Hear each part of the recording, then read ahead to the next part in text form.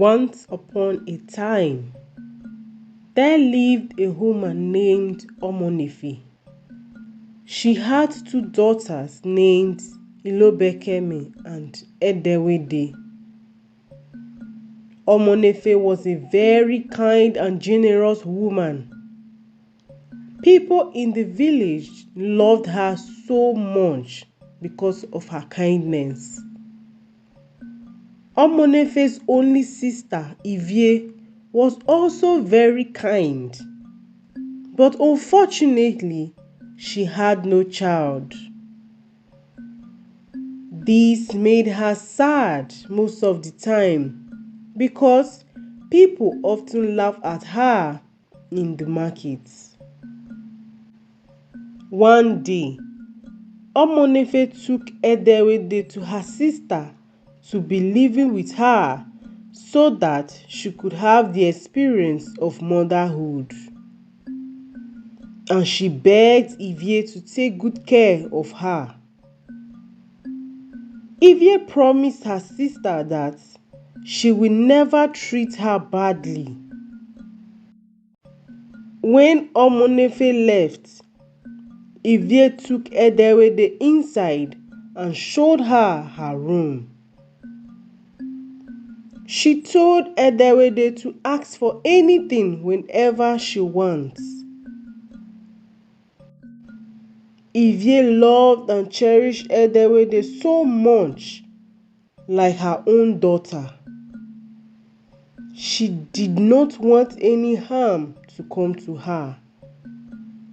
So she told Edewede that whenever she leaves the house, she should not open the door for anybody, no matter who it was and what they wanted. And Edewede agreed. One day, a woman named Agobo came to the house and knocked on the door. Edewede asked who she was, and she told her that she was a very good friend of her mother. Edewede told her that her mother was not at home. Agobo told her to open the door so that she could give her some items she bought for her mother. But Edewede refused and told her that she cannot go against her mother's instruction and that she should come back some other time when her mother is at home. Agobo felt embarrassed and she left. When Ivie came back home, Edewede told her all that had happened, and Ivie applauded her for that. Moments later, Agobo came to the house again and saw Ivie. She told her that she brought the items Ivie asked her to buy, but Edewede did not open the door to receive them, even when she told her who she was. Ivie told her that she was the one who told Edewede not to open the door for anyone. Ivie asked Agobo where the items were, and she told her that they were at home and that her daughter would bring them to her as soon as she gets home. And she left. Later that day, Agobo's daughter ARIKÉ brought the item to the house and Edewede collected them from her. When she left, Edewede told her mother, Ivie, that she saw slippers on ARIKÉ's leg and asked her mother why she doesn't have one. Ivie told her that she would buy her one on her way back from the market, and she warned her not to wear anybody's slippers, and Edewede was so happy about it. Not too long, when ARIKÉ saw that Ivie had gone to the market, she came to the house and greeted Edewede. She told Edewede to open the door, but Edewede refused. ARIKÉ tried convincing her that she was a good person and that it was only evil people she shouldn't open the door for. ARIKÉ asked her why she never comes out to play with other children. And Edewede told her that her mother asked her not to come out whenever she was not at home. ARIKÉ told her that she should follow her to the river to fetch water for the house, and that her mother would be proud of her when she returns.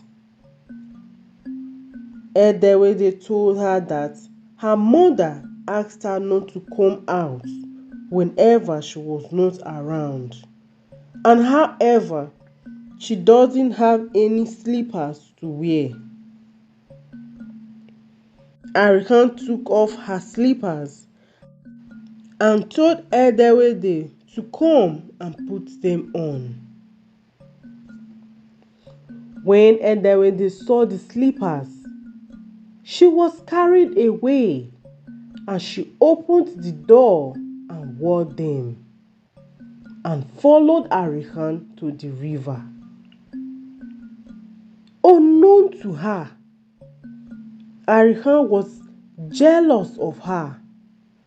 She and some children had plotted to teach her a lesson because their parents always make reference to her when talking about good children in the village, and they were tired of hearing her name.